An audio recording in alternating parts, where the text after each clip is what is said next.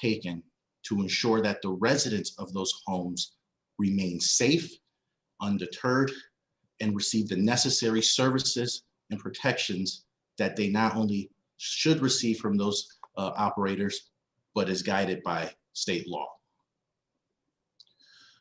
10 minutes ago, I and the Office of Policy and Management Secretary Melissa McCaw informed SEIU 1199 that the funding package provided by the state of Connecticut was the best and final offer proposal which would be presented. We were directed as the lead negotiators on behalf of Governor Ned Lamont to provide that message. Before speaking to the unions, the governor spoke directly with Speaker Ritter, as well as Senate President Martin Looney, to say that we would be providing that direct message to the 1199 SEIU leadership. The package of funds, which will be talked about later by Secretary McCaw, provides for the highest wage increase ever seen for these frontline workers, who we must remember have done an amazing job and provided incredible dedication over the past year. The funding allows for the potential for these historic increases and can be combined with support for workers to make progress towards a more affordable healthcare, stronger retirement savings, and it also represented the governor's commitment to ensure these workers are adequately compensated. The governor is reiterating his call for both industry and labor to get back in the room, to sit down, to utilize the package that has been provided and offered by the state on behalf of him by myself and Secretary McCaw, and hammer out an agreement to avoid what will be truly a devastating and unnecessary disruption of care for our nursing home residents. What I'm going to do now is pass it off to Commissioner Gifford, who will be speaking directly about the role that the Department of Public Health has been leading. We have activated our emergency management protocol and our EOC, which the lead commander will be the Department of Public Health, and it will be secondary by Commissioner Ravella and his team in emergency management services. The governor has also activated and have stand ready the National Guard as needed to support the Department of Public Health in their work as on Friday, if a strike do occur, to provide the necessary reviews and to ensure the safety of the residents by any replacement workers. So at this time, I will pass it off to Commissioner Gifford. Thank you, Paul, and good evening, everyone. Happy to be here to tell you about the preparations that the department is making in the event of a strike. I want to start by acknowledging that it has been an extremely difficult year for everyone who's associated with the nursing home industry, and particularly for the residents, families, and workers in nursing homes. We've seen illness and death that has not been seen in recent time. And we know the trauma and difficulty that this has caused for everyone involved. So what I want to do now is tell you what we've been doing in preparation for a strike, so that you have the confidence, as Paul said, that if that were to occur, that loved ones in nursing homes would be well cared for and safe. First of all of the nursing home chains that are potentially involved have been required to present a plan to the department that specifies how they will adequately staff their facilities in the event of a strike. Our workforce at DPH has been reviewing those plans in detail to make sure that there will be adequate, licensed, and qualified staff on site beginning Friday morning. We're not taking what's written in those plans on face value, and we're also contacting the staffing agencies that are involved to make sure that they are also in agreement that they will be on site. So that work is ongoing, and the department will continue to make sure that adequate staffing will be there. In addition to that, nursing homes will be required, and their management will be required to follow all the same safety and infection control regulations that they would follow in non-strike times. We've been in close touch with our federal partners at the Center for Medicare and Medicaid Services. They're watching the situation closely and supporting DPH in making sure that the safety guidelines are in place.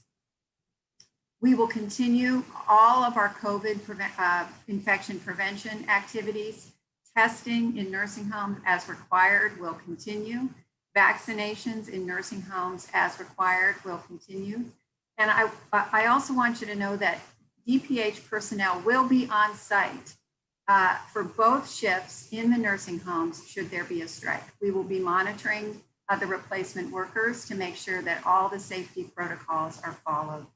The National Guard that Mr. Mounds referred to will be assisting DPH in our strike monitoring work. And so there will be direct observation twice a day for the first few days and daily thereafter to make sure that all the safety and quality of care processes are being followed. We're just beginning to turn the corner in our nursing homes after an unbelievably difficult year. Last week was the first week that we saw 0 COVID deaths in our nursing homes since last fall.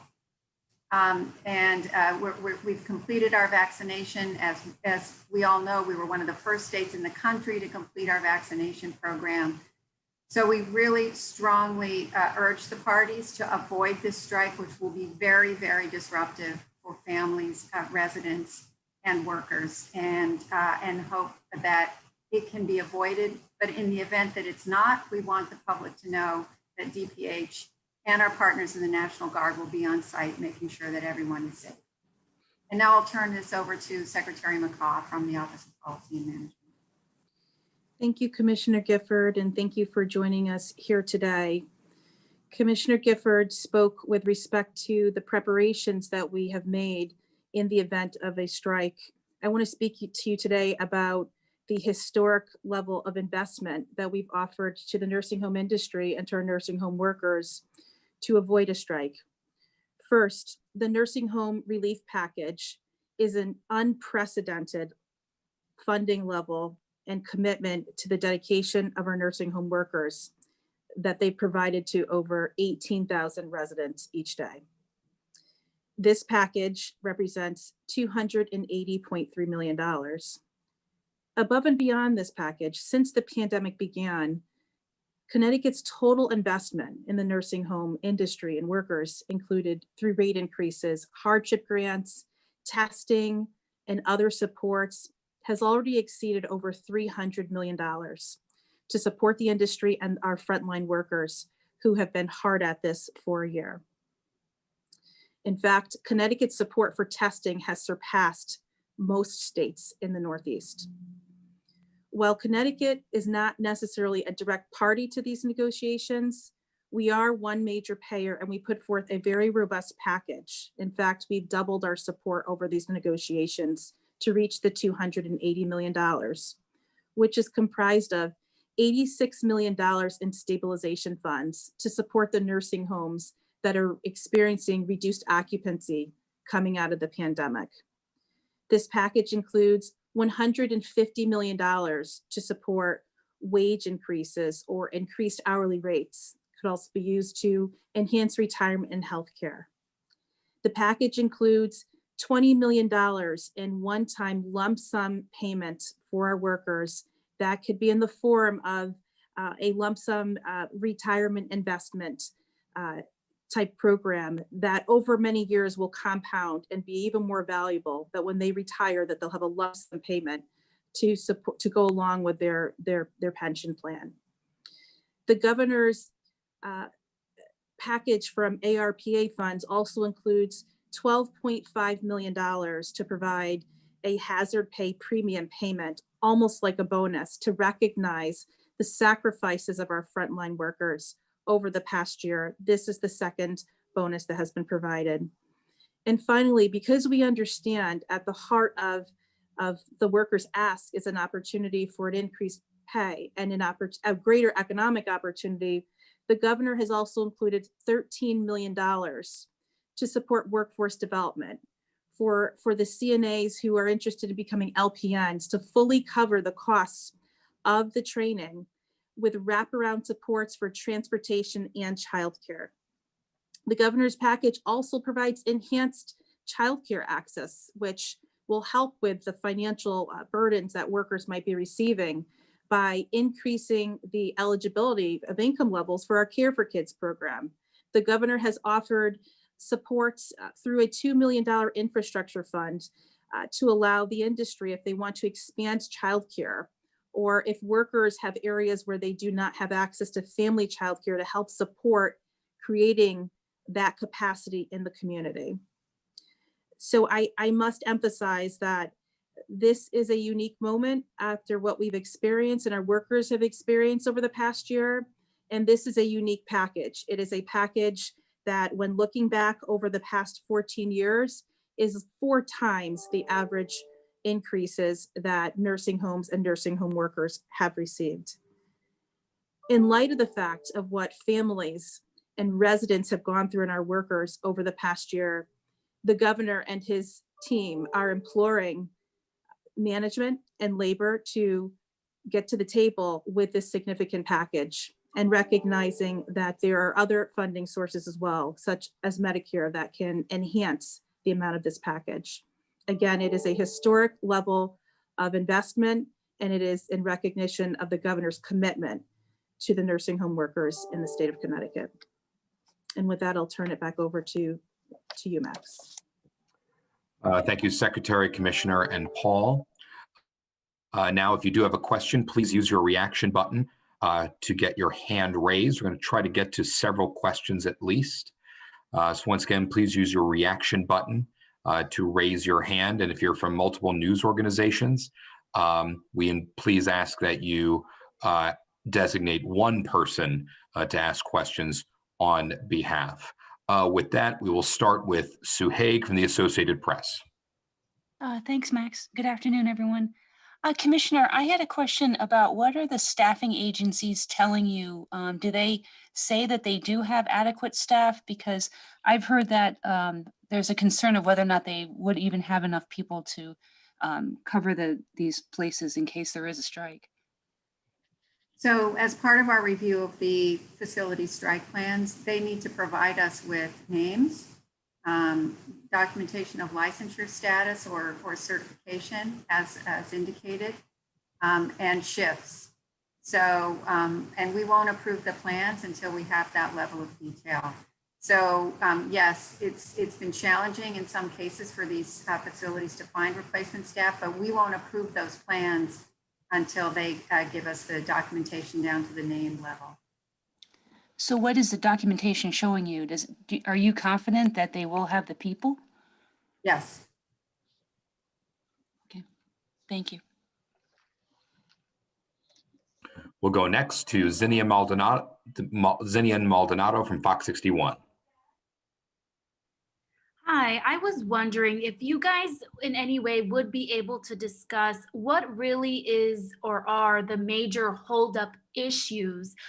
You guys have put what you have on the table, but coming from union members, what are they looking for that you guys aren't giving them in their eyes? Or what are the issues that are stopping from, signing and moving forward? I would say that's a question best served for the union leadership. The governor and this administration feel the items that they've identified is fully represented in the package that has been presented to them as a means to get all parties back to the table to negotiate in good faith. Thank you, Paul. And then another quick question. I did speak to union members, and some of their criticisms are, for example, that in the $280 million proposal, there are some things that are one time and don't feel as though it's going to help them in the long run. for example, they did bring up the hazard pay, how it's a one-time payment of $500, I believe, but it's only for CNAs or LPNs and not everyone who works at these facilities, like those who, do the cleaning, the laundry, and that sort of thing. What is your response to criticisms as such? Well, Secretary. first, the wage increases are permanent. They total $150 million in a 2-year period. And as I previously indicated, those are 4.5% increase, 4.5% in year 1, 4.5% in year 2. On average, if you look back over the past 14 years, we've provided increases annually of 1.1%. So the governor is providing 4 times the rate of increase that they would typically see. As far as some of the one-time measures, such as the hazard pay, we did feel it was very important to recognize workers. There are limitations on some of the funding sources. Some of the funding sources preclude the state from funding pensions, things of that nature. But as far as the $150 million, it's a significant amount of funding that has not been seen in a 2-year period over the past 15 years. And we believe that the parties are in a good position to begin to have discussions to structure that in a way that will be most beneficial to the workers. Those dollars are recurring and continue, and it's a historic level of investment. And then last question, could you explain as well for those on the outside looking in, what really is like the next step? What are we waiting for to see if there will be a strike coming or not? Well, I guess as we stated, the governor has put forth his best and final as it deals with the strike. As I said previously, we've been working on a dual track, preparing if a strike occurs. And as Commissioner has stated that we feel that there will be adequate staffing to maintain that, as well as adequate support to oversee it. But this is a very fair, aggressive, and honest offer that has been put forth by the governor and this administration to get all the parties back in the room. Thank you. Julia Bergman with Hearst, Connecticut Media. Thanks, sorry about that. What happens if the plans that were submitted by the nursing home operators are not found to be adequate by the time the strike begins or, Friday morning? Well, the majority have been reviewed and have been found to be adequate. We're working on just a small number of final details. So we're confident that the management will give us the detail that we need to ensure safety. That is their obligation. These facilities are subject to large fines every day that they don't have an adequate staffing plan or strike replacement plan in place with DPH. We've been in conversations with them, as Paul said, all weekend and consistently over the last 36 hours to make sure that these plans are adequate and they will be adequate by the time a hopefully avoided strike were to happen. Okay, you indicated most of the operators, I think it's 4 operators that are would be impacted by the nursing homes that would by the strike on Friday. So how many of them have submitted adequate plans and how many have not? We have about 2/3 of the plans that have been approved and the remaining that we're still working on with the nursing homes.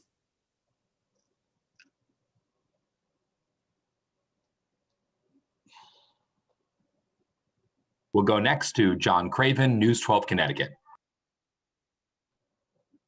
Everyone, thanks for doing this. So Commissioner, given what you just said, is there any thought that patients might have to be moved out of their facilities or even out of their areas? That's only a very last resort. And I don't want residents or families to be worried about that eventuality, because we do believe that there is available staffing And like I said, the department is working very hard with the industry to make sure that we have the documentation. All of them have provided us with assurances of adequate staffing, but we're doing our due diligence to make sure it's confirmed. So we will be working with those operators over the next 24 hours to get those plans approved. So just in the off chance that there wouldn't be enough staff, or patients would have to move, or there'd be some change, do you guys have to notify the families? Do the facilities? What are the notification requirements there? So that would only be, we would only move people in the event that it was considered emergency to protect their health and safety. If there were not adequate staff, and in that case, we would notify the families and the residents at the earliest possible opportunity prior to moving them. But again, So that notification would come from you guys as opposed to the facilities? it would come from the facility. Okay, great. And just Paul, this is probably a question more for you. You know, the union just put out a statement probably 20 minutes before this press conference saying, you know, we appreciate the offer, but you know, this is inadequate to get us to $20 an hour. Given the statement they put out, given the fact that you guys are saying this is best and final, can we avoid a strike at this point? Do you guys think? Yes, we can avoid one by the parties getting back to the table. But as we said, we have a responsibility